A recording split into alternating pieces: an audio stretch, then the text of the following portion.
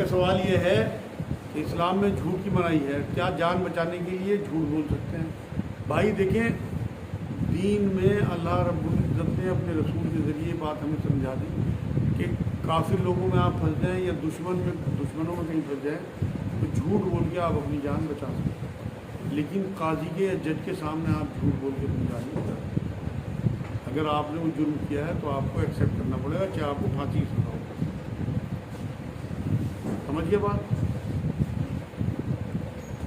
بہت سے لوگ انڈیا کو دارالحرم کہہ کر سود کو جائز ہونے کا فتویٰ دیتے ہیں، کیا یہ ٹھیک ہے؟ ہاں، میں نے بھی سنا ہے کہ بہت سے عالم حضرات جو ہیں ہمارے وہی کہتے ہیں کہ دارالحرم ہے، اس میں سود کا لین دین جائز ہے۔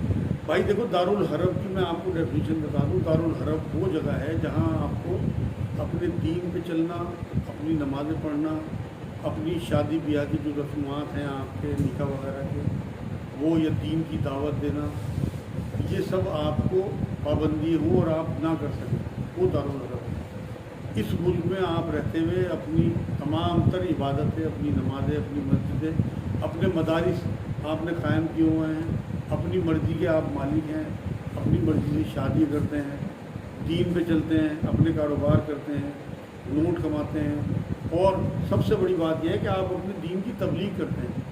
کتنی جماعتیں آپ اس ملک میں پھرتی ہیں، آپ کوئی روکنے والا ہے؟ آپ یہاں تک کہ غیر مسلموں میں بھی دین کی دعوت کرتے ہیں۔ تو یہ دارالحرم نہیں، میرے حساب سے دارالدعوہ ہے، یہاں آپ دعوت کا کام کرتے ہیں۔ اللہ رب العزت کی بہت بڑی مہربانی ہے کہ اس نے آپ کو اس ملک میں پیدا کیا جہاں دعوت کا کام آپ کر سکتے ہیں۔ اگر آپ کسی مسلمان ملک میں پیدا ہو جاتے ہیں تو وہاں آپ کسے دعوت دیتے ہیں؟ یہاں غیر مسلموں کو دعوت دینا رسول اللہ صلی اللہ علیہ وسلم کی سب سے بڑی، مبعوث ہونے کی سب سے بڑی جو اللہ رب العزت نے وجہ بیان کی ہے نبی کی، وہ بے بہرا لوگوں کو راہ راست پہ لانے کی۔ تو یہ سب سے بڑا اللہ رب العزت کا کرم ہے آپ کے اوپر کہ آپ کو اس ملک میں پیدا کیا، اپنے کیریکٹر سے، اپنی زبان سے، اپنے علم سے لوگوں کو دعوت دینا شروع کیا۔ دارالدعوہ کہا کریں سے، دارالحرم نہیں۔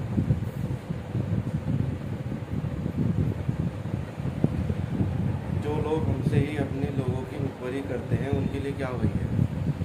ان کا سوال یہ ہے، بھائی ہمارے اپنے لوگوں میں بہت سارے لوگ ایسے ہیں جو مخبریے کرتے ہیں، اور یہ ہر محلے میں ہیں، کچھ نہیں پتہ کچھ کہاں کب کون بیٹھ جائے آ کے اور مخبری کرتے ہیں۔ آپ لوگ جو ہے وہ بے فکر ہو کے کہیں میٹنگیں نہیں کر سکتے، آپ کو احتیاط کرنی پڑتی ہے۔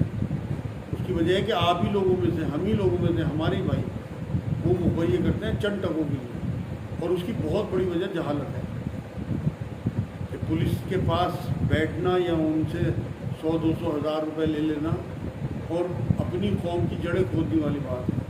دیکھو، منافقوں کی جو قرآن بیان کرتا ہے نا، سب سے بڑی صفت وہ یہی ہے کہ جڑیں کھودتے تھے مسلمان۔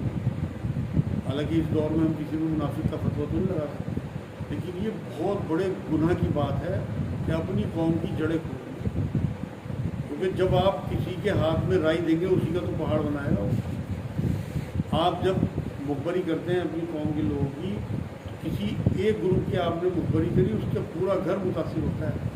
اگر ان میں سے کوئی 2-4 لوگ بھی پکڑے گئے جھوٹے یا سچے، تو اس کا پورا گھر، اس کے بیوی بچے سب متاثر ہوتے ہیں۔ تو میرے نزدیک، میرے علم کے نزدیک یہ منافقت ہے، اور منافق مسلمانوں میں سے چھانٹے جائیں گے، کافروں میں سے بھی چھانٹے جائیں گے۔ اور منافقوں کا درجہ قرآن جو ہے وہ مشرکوں سے بھی نیچے دوزخ میں بیان کرتا ہے کہ یہ مشرکوں سے بھی نیچے ہوئی ہے۔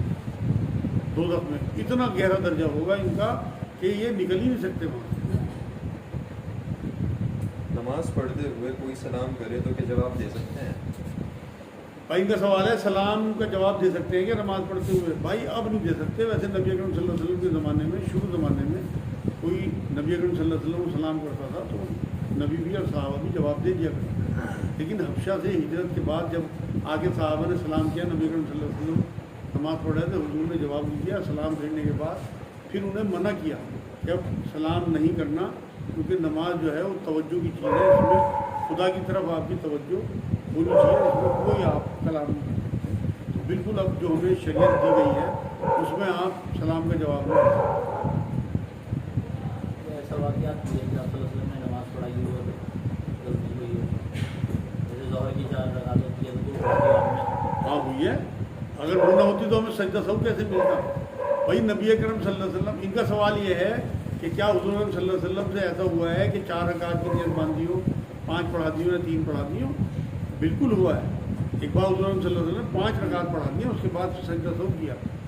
دیکھو اللہ نے ایسا انتظام کر کے بھیجا اس شریعت میں نبی کے ذریعے کہ ہر چیز کو سنت بنا دیا. دیکھو نبی کے علاوہ آپ کسی بڑے سے بڑے بزرگ کی کسی بات کو مان تو سکتے ہو، لیکن وہ آپ کے لیے سنت کا درجہ نہیں رکھتی. نبی اکرم صلی اللہ علیہ وسلم سے اگر یہ غلطی نہ ہوتی، اللہ نہ کراتا، غلطی بھی ہمارے لیے تھی، چاہے وہ ایک ہی بار ہو. اب ایک بار حضور صلی اللہ علیہ وسلم نماز پڑھنا ہی بھول گئے، اتنا اندر چلے گئے جنگل میں کافروں کے پیچھے، جنگ عذاب کا معاملہ ہے شاید، کہ نماز پڑھنا ہی بھول گئے اور پھر قضا پڑھی. تو آپ کے لیے قضا کا تصور اللہ نے دے دیا کہ اگر آپ پڑھنا بھول جاؤ قضا پڑھ دو. جان بوجھ کے نہیں کی قضا، ایسے ایک بار سوتے رہ گئے، سنت بنا دیا اسے. یا آپ کو ایک نس مل گئی سنت سے کہ اگر کبھی آپ سوتے رہ جاؤ تو اٹھ کے فوراً نماز پڑھ دو، وہ آپ کی قضا نہیں گنی جائے گی انشاءاللہ. یہ جو ہمارے آپ پلان کر کے قضا کرتے ہیں کہ 10 بجے اٹھ کے پڑھیں گے اور 10:15 بجے دکان پہنچ جائیں گے، یہ نہیں ہے اسلام میں، یہ منافقت ہے، یہ بدعت ہے بالکل. تو اس لیے نبی سے یہ ہوا ہے اور یہ ہمارے لیے ہوا ہے تاکہ امت کو یہ ایک راستہ مل جائے کہ سجدہ سہو ایک چیز ہے جو آپ کی نمازوں کی غلطیوں کو دور کرا دے. کیا ہر نماز کے بعد اجتماعی دعا سنت ہے؟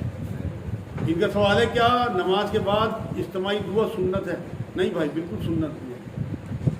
ہمارے یہاں کی جاتی ہے اس علاقے میں، کرنے میں کوئی حرج نہیں ہے کیونکہ منائی نہیں ہے، لیکن سنت نہیں کہہ سکتے اسے. آپ اچھی چیز ہے، کر لینی چاہیے، محنت کے بعد مزدوری ملے، اللہ کے آگے گیٹ جائیں، لیکن اسے سنت کا درجہ نہیں دیا جا سکتا. سعودی عرب میں آپ جائیں آج بھی نہیں ہوتی وہ، کیونکہ وہ لوگ توحید کے پکے ہیں اور انہیں سنتوں کا بھی اندازہ ہے، تو وہاں کوئی دعا نہیں ہوتی. لیکن آپ منع اس لیے نہیں کر سکتے کہ رسول اللہ صلی اللہ علیہ وسلم کی کوئی حدیث منع کی بھی نہیں ہے. آپ کچھ پوچھ رہے تھے بھائی؟ لیڈیز کا انتقال ہو گیا تو اس کے گھر والے یہ کہنے لگے کہ وہ یہ کہہ کے مجھے انتقال کے مریض ہیں کہ جب میرا جنازہ جائے تو میرے کپڑے کے اوپر لال دوپٹہ رکھا ہے، اڑایا جائے. تو انہوں نے روکا تو 50 لوگوں نے آپ نے غلط کرایا، اور وہ کہنے لگے تو بچت کر کے بھائی تو ان کی بچت تھی مرنے کے بعد میں رہی یا ختم ہو گئی، انہیں یہ ایسا کرنا چاہیے تھا. بالکل ان کا سوال یہ ہے کوئی وصیت کر گئی تھی کہ میرے کفن پہ لال دوپٹہ ڈال دیا جائے، تو وہ ٹھیک کیا بعد میں جب لال دوپٹہ ڈالا یا ٹھیک نہیں کیا؟ بالکل ٹھیک کیا بھائی، کوئی منائی نہیں ہے. نبی کریم صلی اللہ علیہ وسلم کی بہت سارے تبرکات تھے جو صحابہ کرام وصیت کر کے جاتے تھے کہ میرے پاس حضور کا عصا ہے، وہ میرے ساتھ قبر میں رکھ دینا، میرے پاس حضور کے بال ہیں، وہ میرے ساتھ قبر میں رکھ دینا. اگر وہ دوپٹہ اسے کسی اپنی استاد سے کسی بزرگ سے یا اپنی ماں کی نشانی ہے اور وہ اسے لگتا ہو کہ میرے ساتھ قبر میں جائے، کوئی حرج نہیں ہے اس میں، کہیں دین نہیں روکتا ان چھوٹی چھوٹی باتوں سے. آپ سجدہ سہو کا صحیح طریقہ کیا ہے؟ سجدہ سہو کا صحیح طریقہ یہ ہے کہ جب آپ کو یاد آ جائے میرے سے غلطی ہوئی ہے، اسے آپ پورا کرنے کے بعد نماز کو جب آپ آخری بار التحیات میں ہوں گے تو آپ ایک طرف سلام پھیر کے دائیں طرف دوبارہ سجدے میں جائیں گے، 2 سجدے کریں گے، اس کے بعد پھر دوبارہ سے التحیات پڑھیں گے، اس کے بعد پھر آپ اسی طرح سے درود شریف پڑھیں گے، اس کے بعد پھر آخر میں آپ دعا پڑھیں گے، پھر آپ سلام پھیریں گے. یہ سجدہ سہو ہوگا. یہ انتقال ہو گیا، وہاں تو کڑوی روٹی جاتی ہے تو وہ گھر والوں کے لیے اور مہمانوں کے لیے ہوتی ہے. وہ کوئی ہمیں دیکھ کر کے کھا رہا ہے کہ بھائی کھاؤ، خرچہ تھوڑا لگاؤ، ہم نے کھا لیا تو وہاں سے آدمی کہتا ہے کہ تم نے جو کھا لیا تمہارا پیٹ کیا ہو گیا. کڑوی روٹی یا بھتی کی روٹی؟ ہاں بھتی کی روٹی. ان کا سوال یہ ہے کہ جو بھتی کا کھانا ہوتا ہے وہ اگر زبردستی ہمیں کسی نے کھلا دیا تو کیا ہمارا دل سیاہ ہو جائے گا؟ بالکل کوئی سیاہ نہیں ہوں گے، بچنا چاہیے اس کھانے سے. وہ لوگ انہی لوگوں کے لیے کھانا ہے، لیکن اگر آپ نے کھا لیا شرمائی میں، لحاظ ہوتا ہے آپ کے سمجھانا ہے، آپ کا کوئی ایسا رشتہ دار ہے جو آپ کو لگتا ہے کہ اس کا دل ٹوٹ جائے گا، تو دل توڑنے سے بچنا ہے. اصل تو آپ 1-2 نوالے کھا لیں اور اس کا دل رکھ لیں. اللہ کو دل رکھنا بہت پسند ہے، اس کے بارے میں کبھی انشاءاللہ پوری حدیث سناؤں گا آپ کو. کسی عورت کو طلاق کے وقت یا شوہر کی موت کے وقت عمل ہو اور بیچ میں گر جائے تو عدت کیسے پوری کریں؟ اچھا، ان کا سوال یہ ہے، پچھلے ہفتے عدت کی جو آیتیں آئی تھیں اور کچھ میرے خیال میں حدیثیں ہی میں نے سنائی تھی. ان کا سوال یہ ہے کہ اگر کسی عورت کو حمل ہو اور وہ حمل اس کا گر جائے عدت کے بیچ میں، इद्दत कैसे पूरी करें, यही सवाल है ना। जी। हाँ, चाहे वो हस्बैंड की मौत की इद्दत हो और चाहे वो तलाक की इद्दत हो, उस इद्दत को वो 4 महीने 10 दिन पूरा करेगी भाई। हमल गिरने के बाद वो अपने पिछले दिन भी गिन ले चाहे और अगले दिन पूरे करके 4 महीने 10 दिन। वैसे इसके बारे में फतवा लेना चाहिए किसी मुफ्ती से, क्योंकि टिपिकल सा सवाल है। जमात के बाद मस्जिद में कुछ लोग इकट्ठे हों तो क्या दोबारा जमात कर सकते हैं? इनका सवाल ये है कि जमात हो चुकी हो फिर कुछ लोग इकट्ठे हो जाए तो क्या दोबारा जमात की जा सकती है? बिल्कुल हो सकती है जमात, लेकिन कोशिश ये करें कि उस मुसल्ले पे इमाम दोबारा ना खड़े, क्योंकि ये फिर मिसयूज़ शुरू हो जाएगा। लोग जो वक्त तय है मस्जिद की जमात का, उसका मिसयूज़ करेंगे लोग कि हाँ तो फिर 15 मिनट बाद हो जाएगी। या फिर मस्जिद छोटी हो, अगर मस्जिद ऐसी छोटी है कि उसमें 25 आदमी आ सकते हैं और बाहर 100 आदमी हैं, तो दबादब 4 नमाज़ें हो जाएंगी। मलेशिया में मैंने देखा है खुद, छोटी छोटी मस्जिदें हैं वहाँ पे, जो छोटी मस्जिदें हैं या बड़ी मस्जिदें हैं, वहाँ तो लोग आते रहते हैं, नमाज़ पढ़ते रहते हैं, जमात की इतनी अहमियत तो समझते हैं। लेकिन हमारे इलाके में उलमाए दीन हिकमतन मना करते हैं कि यहाँ इस तरह से नहीं करना चाहिए, क्योंकि लोग फिर इसका मजाक बना लेंगे, जमात की वो वैल्यू नहीं रहेगी जो इस टाइम हमारे इलाके में है। लेकिन इन्होंने इजाज़त पूछी, इजाज़त है और इस तरह कर लेना चाहिए मेरे नज़दीक। बिल्कुल इस मामले में किसी की ना सुने, वहीं मस्जिद में किसी साइड में जमात कर लें चंद लोगों, क्योंकि जमात के ऊपर अल्लाह का हाथ होता है। जमात की बड़ी फजीलत है।